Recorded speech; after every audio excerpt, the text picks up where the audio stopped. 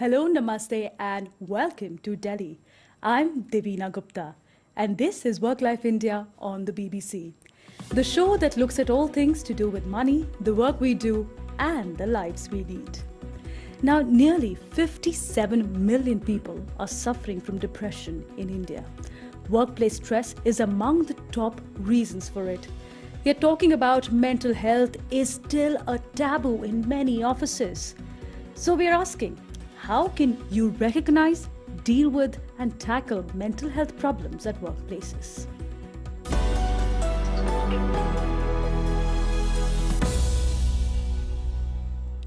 This is a very special edition of Work Life India, where we have mental health survivors talking about their struggles at the workplace. Candidly sharing her experience with us is the famous Indian actor, Deepika Padukone, who chose to speak about her depression and the battle with it 4 years back. She spoke with me earlier. It's been the toughest phase of my life in many, many ways, even tougher than heartbreak. Joining us in the studio is her therapist, Anna Chandy, the chairperson of the Board of Trustees of the Live, Love, Laugh Foundation. Welcome, Anna. Thank you for inviting me. Thank you for joining us. And just to get the thing started, what is the biggest misconception about mental health problems in workplaces in India? I think there's a myth that depression, anxiety, and stress-related disorders only happen to the rich and affluent.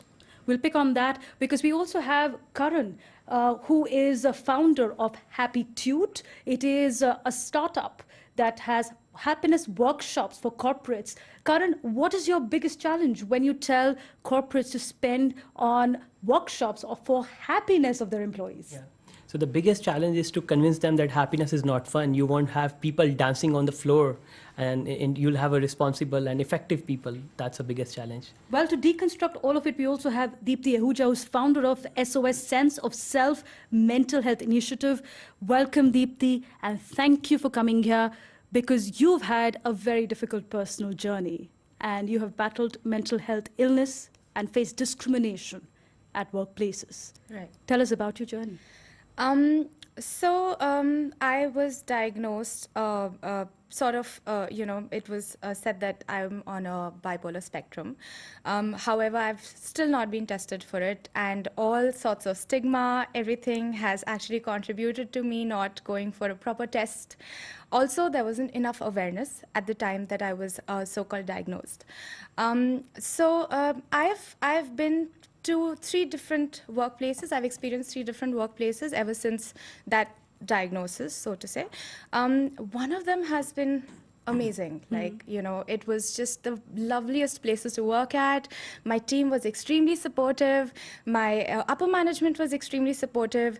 There were flexible work timings, and they always had that faith in me that I will deliver before time, right? And that gave me a lot of confidence. So I took that experience and I tried, I actually expected it from the other 2 places, and that was just disastrous. Because so one of the places I think wasn't able to understand what I was going through, and they sort of kept on questioning me. So this is something that happens a lot. Either I'm othered, either I'm questioned, or I'm put at a pedestal where, oh, you've gone through so much. So I'm never treated like an equal either way, which is something that every mental every mental illness survivor needs to be treated as, to be treated like an equal. Well, thank you for sharing that story, Deepti, because Anna brings us to the question of where does the problem start? In terms of, I think the problem starts with the stigma. And in our country, I think the stigma is part of our culture, and we discriminate. And we exclude not only the sufferer, but we exclude their families too. And therefore, because of that, people who are suffering don't seek help. The families try and hide it because they not only have to bear the discrimination, they also have additional exclusions that they face from mainstream society. And mental health and depression are different from sadness, isn't it? And that's the misconception that a lot of people have. Yes, because clinical depression is an illness. When we use I am sad or I am depressed in our day to day language and our day to day parlance, it just means that I'm of low mood. Clinical depression is an illness, it's a mental illness. And Karan, when do you go for these workshops at corporates? And you said one of the challenges is they think that their employees will get happy and start dancing and what will happen to work. But how do you convince them that, look, it's important to deal stress right at the nip of the bud, as they call, nip the bud at the beginning, as they say it, because it could turn severe. Yeah. So I think now, in my experience, that awareness is already there in the market, at least with the corporates, that stress management has become a buzzword, but at the same time, there is a downside to it. A lot of people have started using it as a fashionable term, you know. If I'm not stressful, it means I'm not relevant enough. That's another mindset which people are developing at the corporate world. There is somebody else who's gone through this entire spectrum and has been very brave through it, and especially because she is a celebrity, she is a voice that has inspired many people in India to have a conversation around mental health illness. She has had an extraordinary journey, a sportsperson, a model, an Indian actor with more than 35 films, numerous awards, and she also made the crossover into Hollywood, starring in Triple X with Vin Diesel.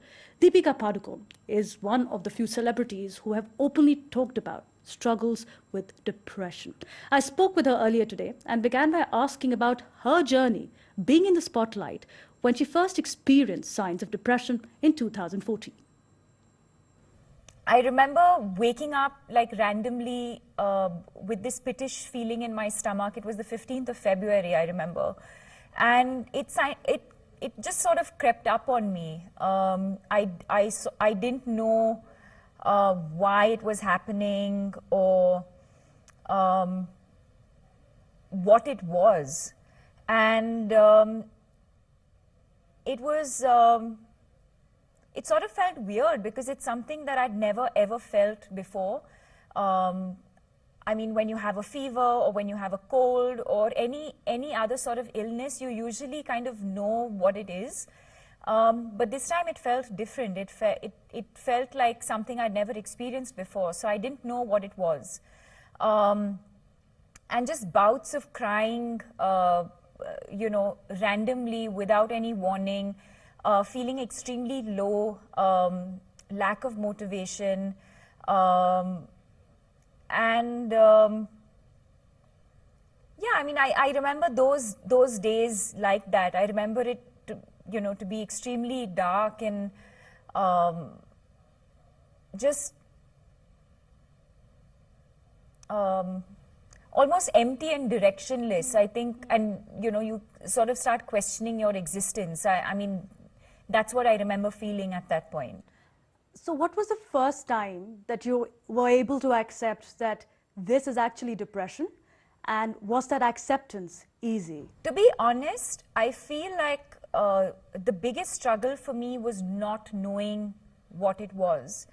And I feel very fortunate that my mother was familiar with these signs and symptoms, and she, many months later, while visiting me, sort of noticed these symptoms, and she was the first one to sort of ask me to pick up the phone on Anna.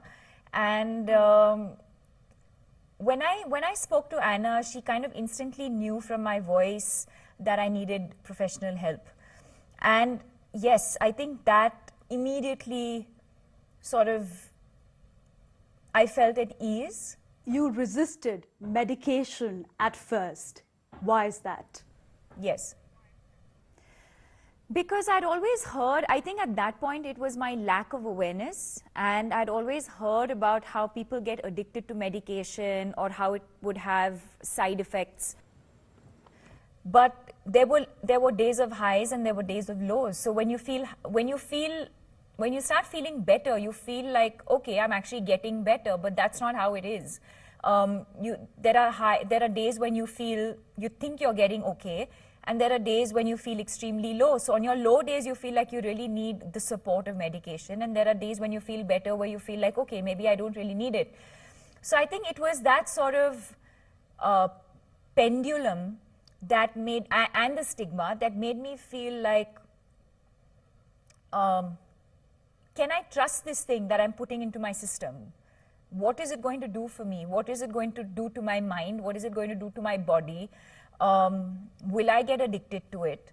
So I think sort of entering unfamiliar territory, I think that was the resistance.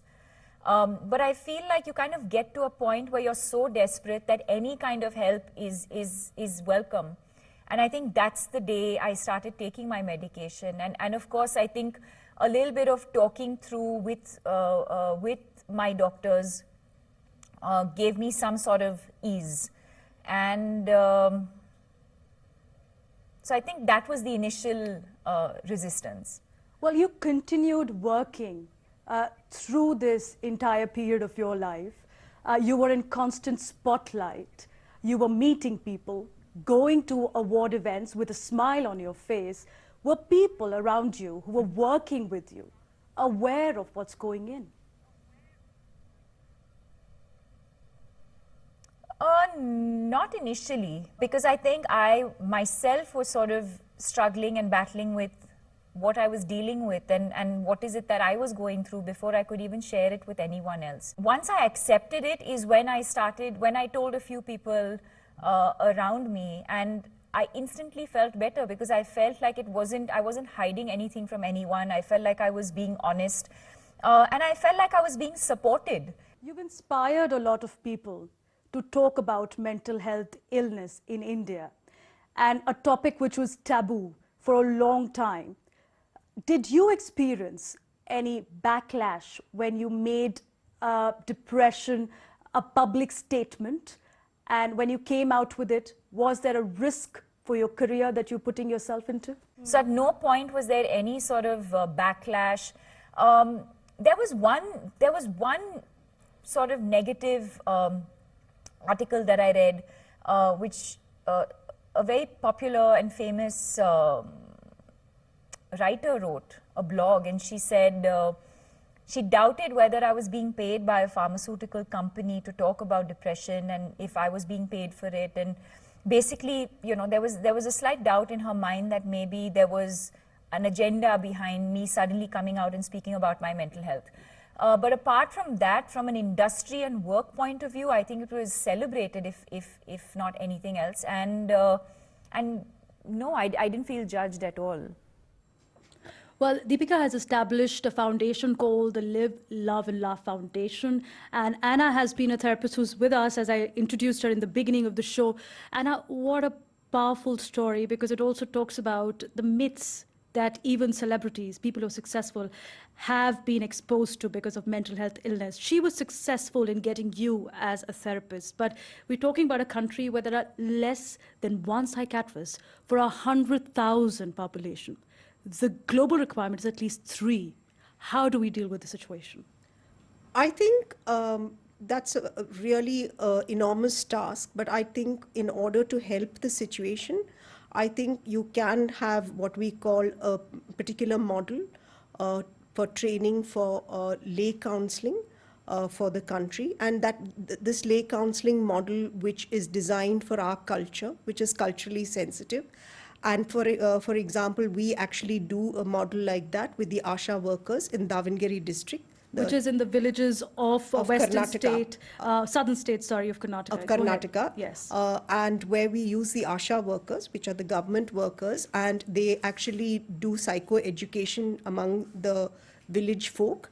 And when they do the psychoeducation, they actually include the spiritual leaders, the mystics, the witchcraft contributors, everybody. So it becomes a whole holistic approach to addressing mental health.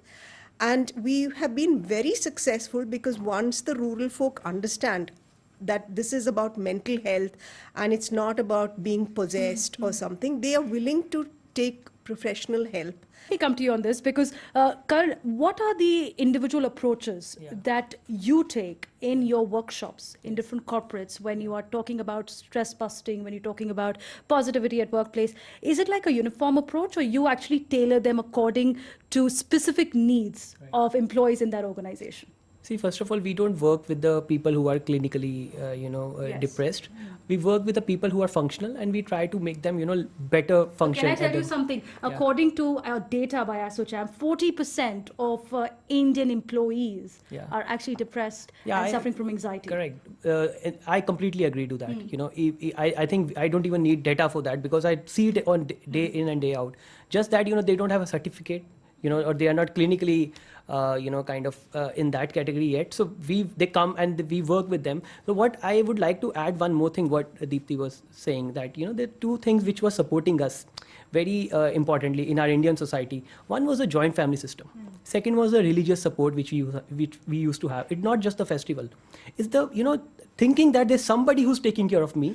Since you go to a lot of corporates, is there awareness about the Mental Health Care Act that India has, which says that now insurers must provide for insurance for mental health? There are about 110 insurance companies, according to the latest data, which are providing these kind of services. It is possible to get therapy. It is possible to approach a helpline. Are there people who are aware about it? See, now, if I say no, I mean, that would be wrong, because yes, there is some awareness, but it's not really, I mean, it's not even, it's not enough. It's just very little. But the main thing which is there at the corporate is, if I come to know that, if people come to know that I am Yes. facing this mental health issues, what will Yes. others think about me? That mental stigma, don't let people do anything, come out in open. Absolutely. That's the social stigma that we're hoping to change. But thank you so much, everyone, for joining us. It's been a deeply moving conversation, a very personal one. So I want to thank each and one of you for taking our time to speak about this. And I hope we've been able to answer some questions and break some myths about mental health. Well, here's a message from the Indian actor Deepika Padukone as we leave you with this show. Thank you for being with us.